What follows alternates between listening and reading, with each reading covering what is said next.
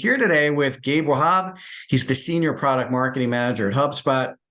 And we're going to do a pretty deep dive into your website and how critical it remains in your ability to grow your business and get leads. Gabe, how you doing? Welcome to the show. Great to see you again. If you want to introduce yourself a little bit or talk a little bit about what you do related to HubSpot and the CMS, that'd be great. And then we'll dive into it. Yeah. Hey, everybody. I'm doing great, Mike. Great to chat with you again. Like Mike said, I'm a senior product marketing manager at HubSpot. And before that, I lived in agencies for about 20-ish years, really before that. Probably built out about 450 different websites over the years, and just love providing websites and everything around websites to clients. Nice. So, Gabe, like I mentioned at the outset, I'm sure you'd agree, the website is really the cornerstone of anybody's attempt to generate leads, right? I still think if you're interested in a business, especially like a B2B business with long sale, complex sale, one of the first places you're going is their website, right? Who are these people? Where are they? What do they do? Do they do what I need? Is there something interesting that I can learn from their website? When we talk to clients, the website still remains critical. And I guess I'm kind of harping on this a little bit because I was at a conference last week, and someone stood up in the audience and said, given everything that's going on with social media, is the website still critical? Because sometimes I don't get back to the website. I just stay on social and do what I need to do. I'm sure you're familiar with that motion. Of course, I'm still a big proponent of the website. And while that is something that happens to us sometimes when we're trying to buy something on social, I still think I'm a lot more comfortable when I go to their website and I see that it's like a legitimate company and they have legitimate people there and, all that stuff.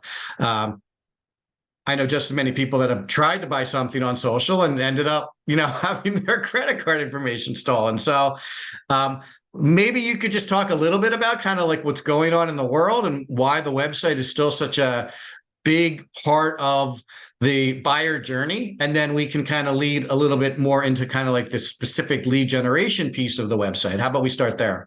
Yeah, absolutely.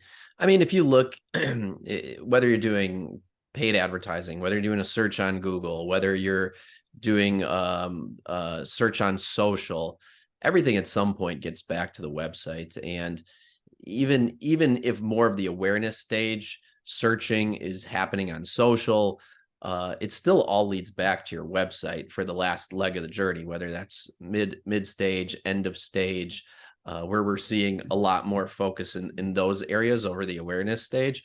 But you still need somewhere to send people back to, no matter where they're coming from. And they're going to still need to see that credibility from your website. They're still going to need to see, that middle stage, end of stage to kind of finish the journey as they're comparing everything. And I mean, still to this day, if you go to somebody's website, I'm sure this happens all the time. You start searching for something and you start looking at a website. And if you see that and it doesn't have a good brand, doesn't have a credible look or feel to it, you're not going to stick around very long. You're going to be gone very quickly. And so it's still incredibly important to have a good, reliable, credible website that has that rich information that buyers are looking for, that mid journey, that end of journey information. It's still very, very critical. Yeah, 100% agree. So let's talk about that a little bit. So we're going to get to the content piece a little bit later. So, content aside, what key ingredients do you recommend people consider when they start thinking about their website? What are some of those things that kind of have to happen for that trust factor to be, transferred when someone visits a website for the first time? Yeah. I mean, if you look, there's a bit of a pyramid of needs, so to speak. And so when you get to that website, the first thing you're probably going to see is it credible, right? am I in the right spot? Does it feel okay? And so you need to have that credibility, that good look and feel, that brand to your website, just because if you can't pass the 5-second tests, you're not going to be there. You need to have good content that's relevant for the user, not just something generic, something that's going to be specifically what that user is looking for, and how to speak to them. And speaking about how to speak to them, you need to start looking at personalized experiences. Your website these days, it's not just a static website. It's not just a brochure. It's really about creating that experience. If you look at the Amazons, if you look at the Apples, if you look at a lot of the big websites these days, they're creating experiences for people. They're personalizing the website. They're making it relevant to that user. And, and it's not just a brochure. It is an experience these days. Beyond that, you have to have good content, of course. The expertise backed content to really show people what you're talking about, to show that you have expertise within your industry, and so on. So those are a few things. Yeah, let's dig into a couple of those because I think they're interesting. So you said something about like you only have a couple of seconds to get somebody's attention. I've always kind of used this Google. Sorry. I've always used this kind of Google and Microsoft research data that says you basically have 10 seconds to get someone's attention or else they hit the back button, right? And we're all constantly going to websites and feeling like, nah, this isn't what I need back. Who else came up in my search? Let me take a look at those. So that kind of resonated with me. You're right. You need to have a nice look and feel. It needs to be clean. People need to feel like a certain kind of comfort when they land on your website, but they also have to understand that what you do is what they need in those 10 seconds also, right? So, that has a little bit to do with kind of like your message and your story and the way you've crafted that to grab their attention and make them feel like they're in the right place so that they want to stay around a little bit longer, right? Does that resonate with you also? Oh, 100%. I mean, the message and the story is such a big part of it. And especially how that message and story relates to that specific person. Because you do have a lot of different people with a lot of different backgrounds who are going to be visiting your website, and you need to make it relevant to multiple audiences a lot of times. And that can be challenging. And so designing a website so that it has a nice path, whether you're a CEO, whether you're a marketer, whether you're, the various different roles that somebody who's might be visiting your website might be coming from, they're going to have different perspectives, and making it appeal to multiple audiences, is part of making it that specific experience for people. Mm-hmm. There's another aspect of this too that I'm hoping you can talk a little bit to, and that's kind of the technical performance of the website. So everyone kind of knows you need to have a site that works on devices, right? Not everybody knows, but I think more people know today than maybe a few years ago that means basically like designing a mobile site and a desktop site, right? So that the devices are not just doing its best to convert your desktop site onto a phone, but actually finding the phone version of the site and serving that up. I think people are pretty clear on that these days. If they're not, now they're a little bit more into it. But there's like a speed component to websites these days that is very critical. Can you talk about that a little bit? Yeah, absolutely. I mean, you ideally want your website to load in under 2 seconds. That's the ideal number. It's not the easiest number to hit necessarily. And depending on the more rich design you have, that can sometimes slow things down. But people don't want to wait. They're very much in that, quick. I need this right away economy.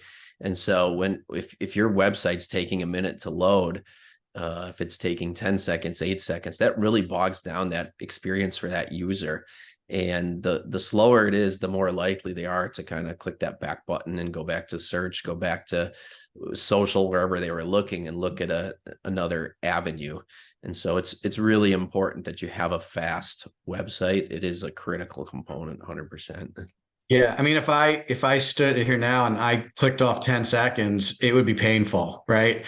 Waiting for those 10 seconds to pass. Like you think like 2 seconds, oh my God, it's ridiculous. Like 10 seconds, that's nothing, right? But when you actually think about how long waiting 10 seconds is, it seems like an eternity. So you're right. You really do have to get those pages to load quickly. And Google's also deciding who to rank based on this speed, right? If your website is rendering slowly, Google is not going to serve you up in the rankings.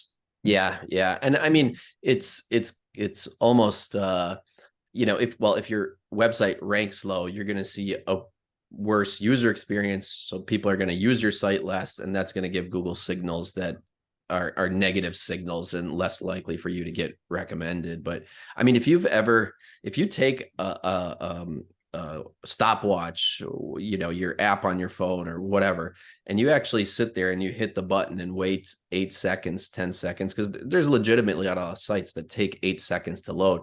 And if you Yeah. click that and sit there and wait, it like you said, it feels like an eternity. And it's not just 8 seconds on one page, 8 seconds on one page, 8 seconds on the next, 8 seconds on the next. I mean, you're 30 seconds in roughly for 3-4 pages, and compared to a website that's going to load in 2 seconds, that's a world of difference. And that's a lot of wasted time for that user. Yeah. Since you're kind of the website expert, maybe you could just talk a little bit about what kinds of things tend to cause sites to load slowly. And then we'll shift gears and go back to this experience and personalization, because that's a big part of what I want to talk to you about also. Yeah, absolutely. I mean, the easiest mistake, that's one of the most common that we see, is just loading images that are too big.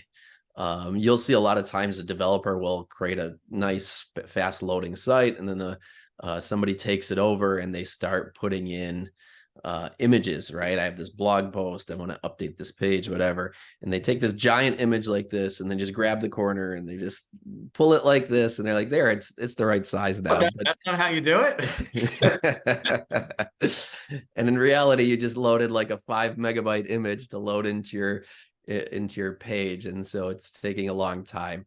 On top of that, though, I mean, that's one of the easiest things that almost anybody can look out for, just resizing your images properly. There's a ton of desktop, online tools, built-in tools, like HubSpot is their own image resizer just built into the file manager.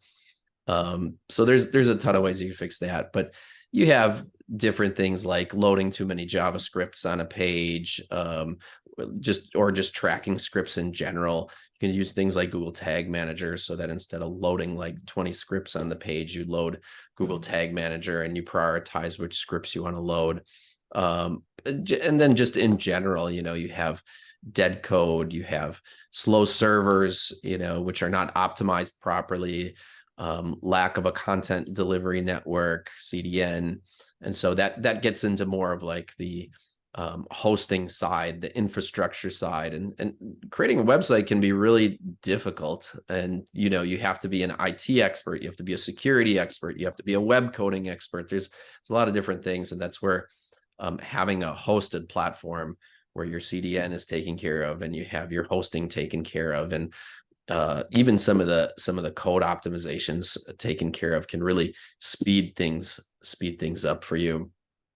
Just to make sure, just at a flat line, like you could have the best coded website in the world, but if you don't have a good solid infrastructure for it to sit on, you're hosting it yourself, you're using some cheap shared server hosting, it's that you're just starting from a negative right at that point. And so ensuring you have that good infrastructure is important, but then ensuring that the code that you're putting on top of that infrastructure as well is very important as well.